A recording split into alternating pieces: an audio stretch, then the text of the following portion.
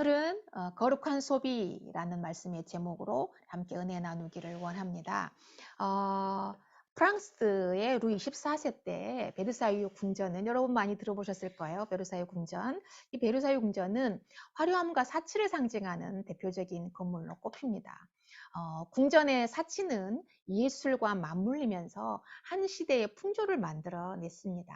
귀족은 물론이고 일반 서민층에 이르기까지 호화로움과 사치의 파급 효과를 굉장히 컸습니다.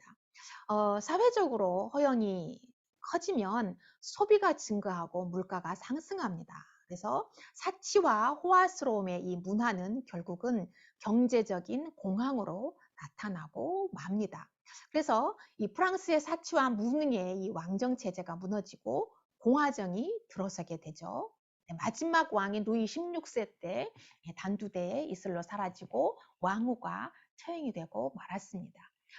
예수님을 싫어했던 이 바리새파 사람들도 신앙과 사치스러운 신학인이었습니다.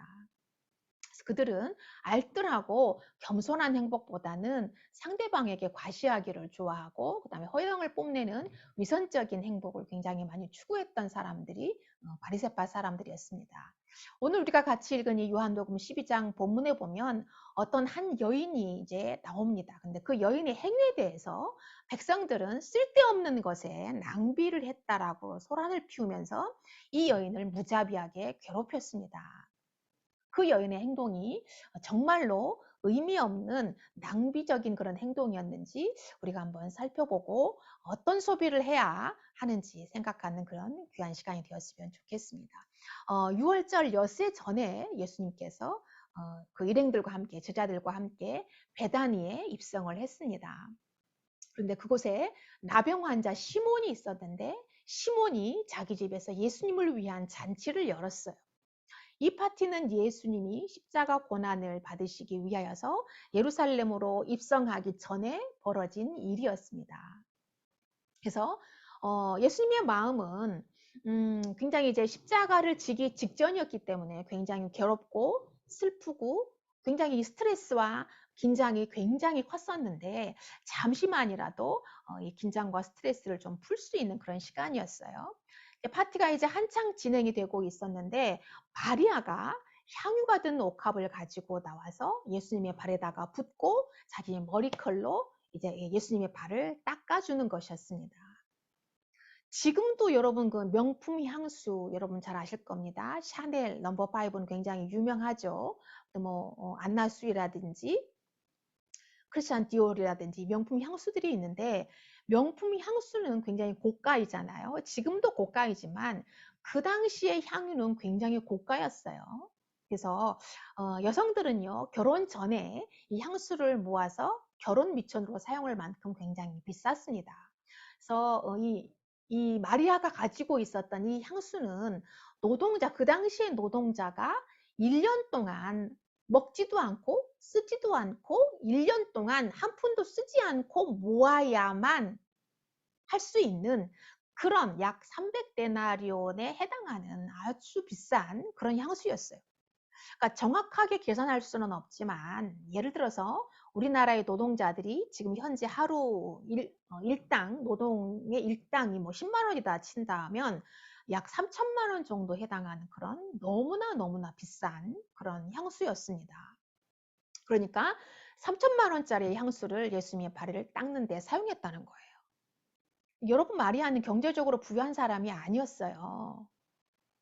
그 동네 사람들은 거의 대부분이 다 경제적으로 대단히 가난하고 삶이 녹록하지 않은 그런 사람들이었습니다. 그런데 마리아는 왜 그렇게 비싼 상상할 수 없는 그런 고가의 향수를 예수님의 발에다가 붓는 그런 돌출 행동을 했을까? 그것을 한번 우리가 살펴봐야 되는데요. 첫 번째로는 예수님을 최고로 인정하고 높이는 행위였습니다. 여러분 시몬의 집에서 열리고 있는 이 파티는 예수님을 위한 파티였습니다. 예수님이 파티의 주인공이에요. 파티에 참석한 일반 사람들과 주인공의 차등이 있어야 되겠죠. 일반 그냥 초청받아서 온 참석자들과 그 파티의 주인공의 어떤 차등, 뭔가 좀 차별이 있어야 되겠죠. 그러려면 뭔가 특별한 이벤트가 있어야 되는 거예요. 자, 그런데 마리아와 마르다는 자매였는데 마르다는 예수님을 이 파티의 주인공으로 초청을 해놓고 손님들하고 똑같이 취급을 하는 실수를 범합니다. 물론 예수님에게 식사를 대접하기 위해서 열심히 음식을 준비하고 잔치 준비하고 하는 것이 물론 손님에 대한 예의 그리고 정성을 다하는 그런 모습이었지만 그러나 예수님도 일반 손님들하고 똑같이 취급했다라고 하는 거예요. 그런데 파티에 온 손님 중에 한 명으로 생각을 했는데 마리아는 이 파티의 주인공인 예수님께 대한 격식과 예의를 갖춰서 이벤트를 해드렸다라고 하는 거예요. 여러분, 삶의 우선순위에 예수님을 인정하고 높이는 것이 가장 먼저 돼야 됩니다. 예수님은 자신의 인생을 송두리째 우리를 위해서 희생하시고 섬겨주신 분입니다. 자신의 삶이 없었던 분이에요. 집도 없었고 주무실 방 한 칸도 없고 오로지 봉사와 섬기는 일에 자신을 온전히 다 내어주신 분이 바로 예수님이셨어요. 그 사랑이 있었기 때문에 우리가 죄에서 구원받아서 새 삶을 살 수 있게 되었던 것입니다. 며칠 전에 제가 이제 어디를 다녀오다가 극동방송을 듣게 되었는데요. 어느 목사님의 간증을 제가 듣게 됐어요.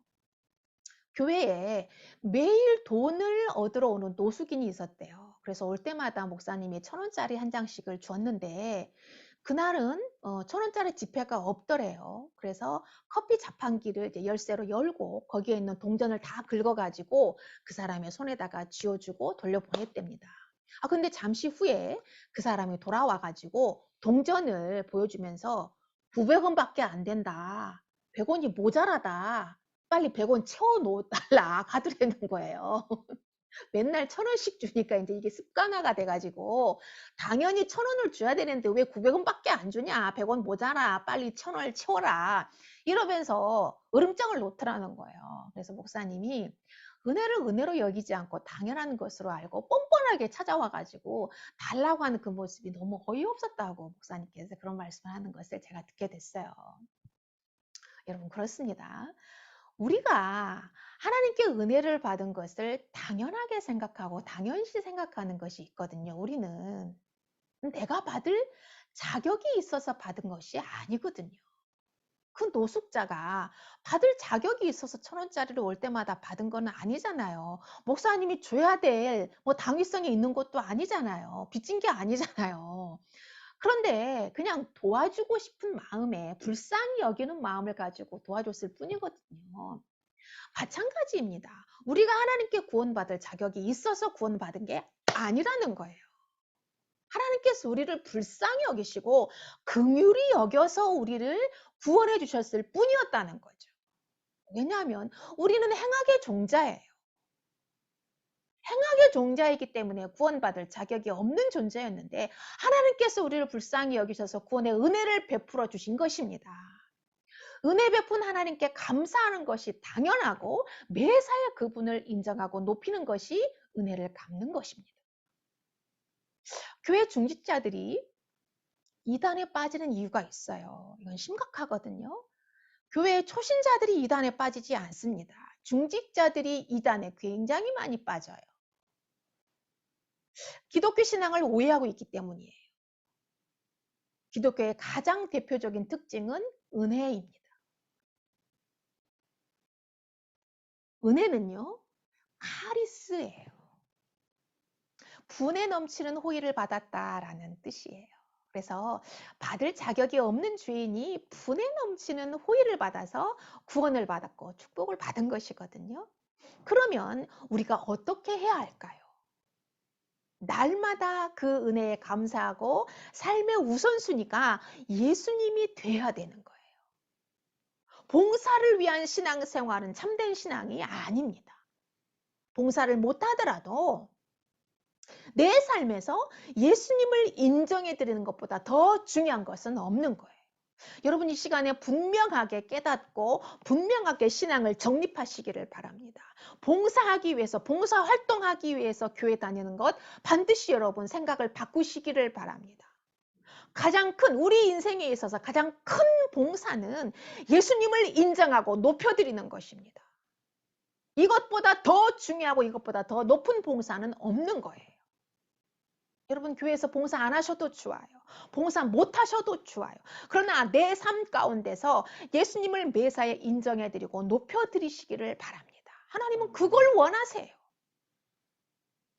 예수님 제자들이 물어봤어요. 예수님께 우리가 무엇을 하기를 원하십니까? 라고 물어봤을 때 하나님을 믿는 것이다. 하나님을 믿는 것이 하나님의 일을 하는 것이다 라고 말씀을 했습니다. 이것보다 더 중요한 일은 없습니다. 여러분. 그러므로 삶의 우선순위에서 여러분 하나님을 믿으시고 예수님을 인정하고 높여드리시기를 주의 이름으로 축복합니다. 아멘. 여러분 우리 인생 파티의 주인공은 예수님이십니다. 예수님을 파티의 주인공으로 초청해 놓고 손님들하고 똑같이 취급하는 실수를 범하지 않기를 바랍니다. 인정하고 높여드리시기를 바랍니다. 마리아처럼 그렇게 하시기를 바랍니다. 두 번째는요. 영적으로 무지몽매한 사람들이 마리아를 괴롭혀요. 자, 그때 마리아가 그 비싼 향수를 예수님의 발에 붓고 머리카락으로 이제 예수님의 발을 닦아드렸다고 했잖아요. 자, 그 모습을 본 가룟 유다가 그리고 제자들이 화를 내면서 마리아를 책망합니다. 요한복음 12장 4절부터 5절을 보면 이렇게 말씀이 기록이 돼 있죠. 4절부터 보면 제자 중 하나로서 예수를 잡아줄 가룟 유다가 말하되 이 향유를 어찌하여 300데나리온에 팔아서 가난한 자들에게 주지 아니하였느냐? 책망하는 거예요. 자, 똑같은 상황을 마태와 마가도 기록을 했거든요. 마태복음 26장 8절부터 9절에 보면 마태는 이렇게 기록을 합니다. 마태복음 26장 8절에 보면 제자들이 보고 분개하여 이르되 무슨 의도로 이것을 허비하느냐? 이것을 비싼 값에 팔아서 가난한 자들에게 줄 수 있었겠도다 하거늘. 세번역은 이렇게 표현을 해요. 세번역은 5절에 보면 이 향유를 300데나리온에 팔아서 가난한 사람들에게 주지 않고 왜 이렇게 낭비한가 했습니다. 자, 그 비싼 향유를 팔아서 가난한 이웃을 구제하는 일에 써야지 왜 낭비하고 허비하냐는 거예요. 사람들이 소리를 들으면서 마리아를 괴롭혔습니다. 자, 이들이 말한 가난한 자들은 누구를 가리킬까요? 이들이 지금 제자들과 거기에 모여있던 사람들이 이것을 300데나리온에 팔아서 돈으로 바꿔가지고 가난한 사람들을 구제해야지 왜 허비하고 낭비했느냐라고 했을 때 그 가난한 사람들은 누구를 가리킬까요? 자기 자신들이에요. 여러분, 그들은 베다니에 살고 있었고요. 베다니는 제가 지난번 신학가에도 말씀드렸죠. 베다니는 어떤 곳이라고 했죠? 가난하고 비천한 동네라고 했잖아요. 그러니까 그 동네에 사는 사람들은 대부분이 다 가난하고 비천한 사람들이 모여 사는 곳이라고 말씀드렸잖아요. 자, 그래서 그것을 팔아서 가난한 우리에게 주지. 다시 말하면 먹고 살기 힘들어 죽겠는데 나에게 주지. 그 비싼 향수를 왜 쓸데없이 발바닥 닦는 것에다가 허비했냐라고 노발대발 따지고 난리가 난 거예요. 모두 영적으로 무지몽매한 자들이었습니다. 여러분 이들은 우리는 지금 예수님을 만날 수 없고 만질 수 없고 볼 수 없잖아요. 그렇지만 그 당시에 그들은 예수님과 함께 살았잖아요. 함께 밥 먹고 식사하고 지금 현재도 파티장에 지금 예수님과 함께 있잖아요.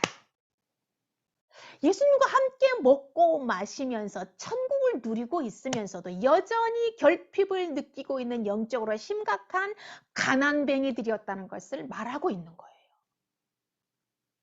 자신들의 신분의 변화를 아직도 모르고 있었다는 것입니다. 지금 예수님과 파티 중이기 때문에 에덴에서 쫓겨남과 동시에 잃어버렸던 하나님의 백성의 정체성을 회복했어요. 예수님과 먹고 마시는 에덴의 축복을 누리고 있습니다. 그러면서도 여전히 죄의 누더기 상태에 미천하고 가난한 자신들의 상태만 바라보는 눈의 비늘이 벗겨지지 않은 몽매한 상태였어요. 여러분, 예수님과 함께 하는 삶이 천국입니다. 그들은 이미 천국을 살고 있었어요. 지금 우리는 천국의 삶을 살고 있습니다. 믿습니까? 내가 앉아있는 자리가 너무 누추하니까 인정하기 어렵겠지만 지금 현재 우리가 지금 앉아있는 이 현장, 이 삶의 자리가 너무 누추하니까는 인정하고 그냥 부인하고 싶겠지만은 이미 우리는 예수님과 함께 있기 때문에 예수님이 우리와 함께 계시기 때문에 지금 우리는 에덴의 축복을 누리고 있습니다. 영적인 눈이 열린 사람들은 그것을 보고 충만함을 느낄 수 있습니다. 오늘 여러분 영적인 눈이 열리게 되기를 축복합니다. 예수님을 보고 느끼고 만지게 되기를 축복합니다. 그들은요, 영적 자존감이 굉장히 낮은 사람들이었어요. 예수님을 믿는다고는 하지만 진짜로 예수님을 믿지 않았기 때문에 현실적인 가난에서 벗어나지 못하고 가난한 나를 도와주지 왜 나를 도와주지 않고 그 비싼 것을 허비하고 낭비했냐라고 분노했던 것입니다. 예수님 안에서 새로운 나로 다시 태어난 사람은 영적 자존감이 높아지기에 정신적으로 심리적으로 자존감도 높아집니다. 상처가 완전히 치유되었기 때문이에요. 그래서 가난해도 불안하지 않고 아파도 두렵지 않고 일이 잘 풀리지 않아도 Don't worry, be happy. 난 행복해, 문제 없어. 아무렇지도 않아. 이렇게 털어버리는 거예요. 여러분 누가 진짜 가난한 사람일까요? 돈이 없는 사람이 아닙니다. 예수님과 함께 있다는 것을 못 느끼는 사람이 가난한 사람인 거예요. 예수님과 함께 있으면서도 가난하다고 말하는 사람이 진짜 가난한 사람입니다. 왜죠? 여호와는 나의 목자시니 내가 부족함이 없다고 했습니다. 우리의 참 목자이신 예수님이 24시간 나와 함께 하시고 나의 평생을 따라다니면서 함께 하시는데 뭐가 부족합니까? 부족함이 없습니다. 할렐루야. 우리는 부자입니다. 여러분 이것을 믿고 입술로 선포하시기 바랍니다. 그대로 될 줄로 믿습니다. 나는 부자다. 우리는 부자다. 우리 집은 부자다라고 선포하시기를 바랍니다. 여러분 예수님을 진짜로 믿어서 이 부유함을 누리는 여러분 되시기를 축복합니다. 세 번째로는요. 가난한 마리아가 전 재산을 예수님께 드린 것이 정말 낭비였을까요? 마리아의 이 행동은 가난한 사람들에게 질타를 받아야 할 정말 잘못된 행동이었을까? 여러분 가난한 마리아가 전 재산을 예수님께 드리기까지 쉬웠을까요? 쉬웠을까요? 쉽지 않았어요. 예를 들어서 제가 말씀드렸잖아요. 3천만 원 정도 됐을 거라고. 예를 들어서 그거를 발바닥 닦는 데다가 쏟아 붓는 게 쉬웠겠느냐고요. 절대 쉽지 않았습니다. 그 비싼 향유를 마리아 혼자 모았을까요? 아니에요. 삼남매가 함께 평생을 모았을 거예요. 결혼 자금이라고 했잖아요. 결혼 자금. 여성들이 결혼할 때 쓰는 결혼 자금이라고 했잖아요. 그러니까 평생 내가 결혼할 때까지 조금씩 모았다는 거죠. 삼남매가, 가난한 삼남매가 평생을 모았어요. 그런데 그것을 쏟아붓는 것이 쉬웠겠느냐고요? 절대 쉽지 않았어요. 그리고 그것을 예수님의 발에 붓는 것을 혼자 결정하지도 않았을 거예요. 왜? 혼자 모았다면 마리아 혼자 모았다면 내 거니까 나 혼자 결정할 수 있지만 삼남매가 같이 모았기 때문에 세 사람이 같이 만장일치 결정하지 않으면 그렇게 하지 못해요. 그런데 아마도 제가 추측하건대 그 3남매가 나사로, 마리아, 마르다 3남매가 모두 만장일치로 오케이, 좋아 결정했던 것 같습니다. 이것은 정말 엄청난 이벤트라고 할 수가 있는 거예요. 그렇다면 그렇게 하기로 결정한 사건이 도대체 뭘까? 결정적인 그 키, 사건이 뭐였을까요? 오빠 나사로의 부활이었어요. 지난주에 제가 말씀드렸죠. 지금 계속해서 요한복음을 계속 설교하니까 여러분 시리즈로 설교하고 있기 때문에 기억나시죠? 처음 듣는 거 아니죠? 기억나시죠? 네. 오빠 나사로의 부활이었습니다. 여러분 죽어서 냄새가 나는 오빠가 다시 살아났어요. 이게 가능할까요? 만약에 내가 죽었다가 여러분이 죽었다가 살아났다고 한번 가정을 해보자고요. 그죠? 가정해보자고요. 이것보다 더 기쁜 일이 있을까요? 세상에? 저는 없다고 생각해요. 내가 죽었다가 나흘 만에 살아났대. 나는 모르잖아요. 내가 며칠 죽었었는지 모르잖아요. 근데 너 죽었다가 4일 동안이나 있었어. 너 무덤에 4일 동안이나 있었어. 너 시체가 썩어가지고 냄새나고 있었어. 그런데 예수님이 너 살려줬다? 여러분 이렇게 말을 들었다고 생각해 보세요. 근데 여러분이 만약에 진짜 사랑하는 사람이 있었는데 죽었다가 냄새가 나기 시작했는데 예수님이 살렸다고 한번 생각을 해보세요. 이것보다 더 놀라운 사건이 있을까요? 없을 거라고 생각해요. 저는. 여러분은 어떠세요? 없을 거라고 생각해요. 그러니 내가 가지고 있는 것이 아까울까요? 내가 결혼할 때 쓰려고 모아놓은 이 결혼 미천이 아까울까요? 아깝지 않습니다. 다 드리고 싶을 거였어요.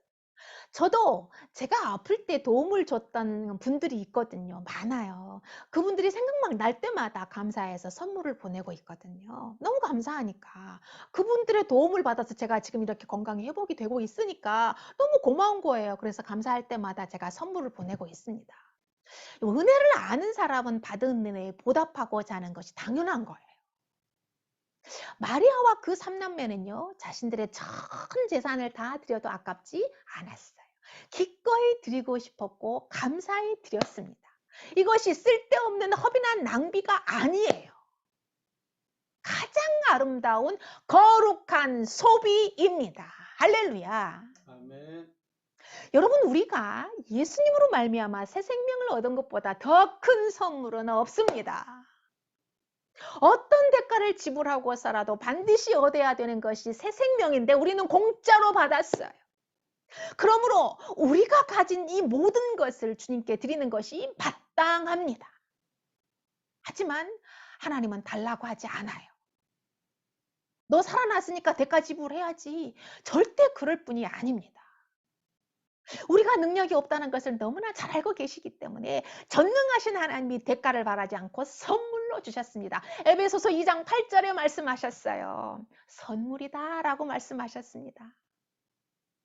여러분 그리스도인의 소비는 허비나 낭비가 아니라 거룩한 소비가 돼야 됩니다.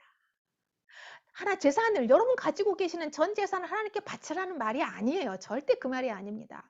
커피 한 잔을 사서 마시더라도 하나님께 받은 은혜를 감사하면서 하나님께 영광을 돌리는 기도를 하고 마시는 것이 거룩한 소비입니다. 옷을 사입을 때도 내가 이 옷을 입고 하나님의 영광을 위해서 일하겠다고 생각하고 사입는 것이 거룩한 소비입니다. 여러분 모두 거룩한 소비자가 되시기를 예수 그리스도의 이름으로 축복합니다. 아멘. 네 번째로 이 세상 끝날까지 기념비적인 사건의 주인공이 바로 마리아가 되었어요. 사람들이 가룟 유다를 포함해서 제자들 그 주변에 있었던 그 동네 모든 사람들이 막 소리를 지르고 막 난동을 부리는 거예요. 왜 그딴 짓을 하느냐, 왜 그랬느냐 소리를 지를 때 예수님께서 말씀을 하십니다. 7절부터 보면 예수께서 이르시되 그를 가만두어 나의 장래할 날을 위하여 그것을 간직하게 하라. 마가복음 14장에 8절부터 9절에 보면 마가는 이렇게 말을 해요. 그는 힘을 다하여 내 몸에 향유를 부어 내 장례를 미리 준비하였느니라. 내가 진실로 너희에게 이르노니 온 천하에 어디서든지 복음이 전파되는 곳에는 이 여자가 행한 일도 말하여 그를 기억하게 하라 하시니라. 할렐루야. 아멘.